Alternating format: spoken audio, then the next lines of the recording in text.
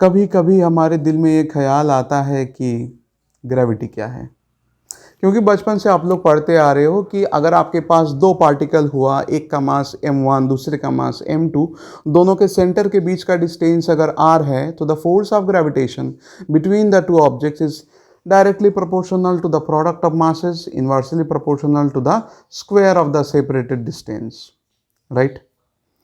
तो वहाँ से आपको एक फॉर्मूला मिल जाता है ना, F equals to g m1m2/r²। उससे आप लोग force of gravitation find out कर लेते हो। तो क्या ये फोर्स ऑफ ग्रेविटेशन सचमुच में होता है? क्या लगता है आपको? तो इसके लिए हम लोग स्पेस के बारे में थोड़ा बहुत सीखेंगे। स्पेस क्या है? अगर स्पेस में कोई एक पार्टिकल है तो उसका पोजीशन हम लोग 3 डायमेंशनल ज्योमेट्री की हेल्प से फाइंड आउट कर सकते हैं। With respect to X, Y and Z axis उसका पोजीशन क्या है। तो इसी तरीके से कार्टेशियन स्पेस सिस्टम होता है, जहाँ पे एक्चुअली हम लोग मानते हैं कि स्पेस में कोई भी पार्टिकल का पोजीशन हम लोग 3D ज्योमेट्री से निकाल सकते हैं। तो उसमें एक्चुअली ऐसे लाइंस होता है, स्ट्रेट लाइंस होता है। किसी भी पार्टिकल को अगर आप उसमें रखो तो वो ऐसे अगर मूव कर रहा है तो वो ऐसे स्ट्रेट लाइन फॉलो करके मूव करता रहेगा, जैसे कि आपको डायग्राम में दिख रहा है। अब अगर ऐसा हुआ कि उसी स्पेस में, मतलब इनिशियली आप स्पेस को एक ऐसा सिंपली एक फ्लैट सरफेस मान लिया, ठीक है, जिसमें सिर्फ स्ट्रेट लाइंस है। कोई ऑब्जेक्ट अगर मूव करना चाहे तो उसको स्ट्रेट लाइन फॉलो करके मूव करना पड़ेगा। उसमें न्यूटन का फर्स्ट लॉ भी एप्लीकेबल होता है।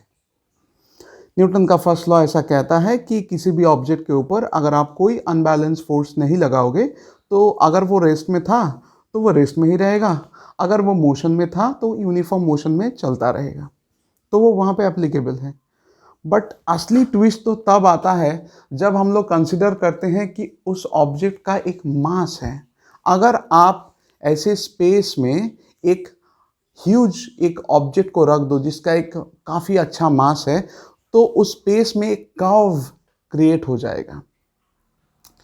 तो कर्व क्रिएट हो जाने की वजह से जो ऑब्जेक्ट पहले मूव कर रहा था अब वो उसी लाइन को पकड़ के मूव करेगा, बट वो लाइन स्ट्रेट नहीं रहा, वो कर्व्ड लाइन बन गया। तो किसी एक ऑब्जर्वर के रेस्पेक्ट में, मान लो आपका दोस्त आपके साथ बैठा है और सेम चीज़ ऐसे देख रहा है, तो उसको क्या लगेगा कि भाई ऑब्जेक्ट तो कर्व्ड पाथ में मूव कर रहा है।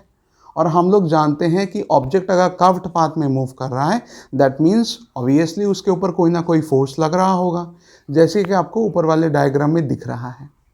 बट आइंस्टाइन कह के गया है कि भाई फोर्स ऑफ ग्रेविटी बोल के कुछ नहीं होता है, ये स्पेस टाइम कर्व में जस्ट एक डिस्टॉर्शन है।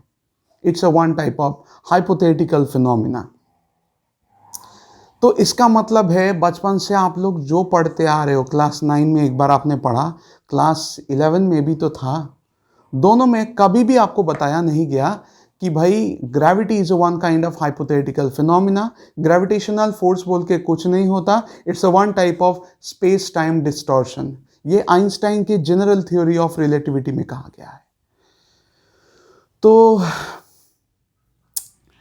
इसके बारे में क्या आपको पहले से मालूम था कि ग्रेविटी भाई ऐसा होता है? क्योंकि बुक्स में लिखा हुआ है कि भाई न्यूटन्स लॉ ऑफ ग्रेविटेशन, देखो भाई ये फॉर्मूला, इससे ये सब कुछ मिलता है। बट अल्टीमेटली अगर स्पेस टाइम कर्व में अगर आप देखो तो due to that curve only the particle is moving in that curve path. अब जैसे कि मैंने यहाँ पे एनिमेशन में दिखाया कि वो पार्टिकल ऐसे घूम घूम के ऐसा हो रहा है, तो इसमें तो दिखाया जा रहा है कि वो पार्टिकल ऐसे पहले बड़े वाले ऐसे कर्व्ड पाथ में मूव कर रहा था, धीरे धीरे वो पाथ छोटा होता गया। अर्थ जब सन के आसपास रोटेट करता है या फिर मून अगर हमारे अर्थ के चारों रोटेट कर रहा है, तो उस केस में तो ऐसा नहीं होता है। कभी भी तो ऐसा नहीं हुआ कि अर्थ ऐसे रोटेट करते करते सन के बहुत करीब पहुंच गया, मून हमारे अर्थ के आसपास रोटेट करते करते कभी अर्थ से टकरा गया, ऐसा तो नहीं होता। यहाँ एनिमेशन में जो आप देख रहे हो उससे आपको आइडिया तो मिल रहा है, पर क्या आप ये चीज़ एक्सप्लेन कर सकते हो कि अर्थ के केस में ऐसा क्यों नहीं होता? कमेंट बॉक्स में कृपया करके बताइए।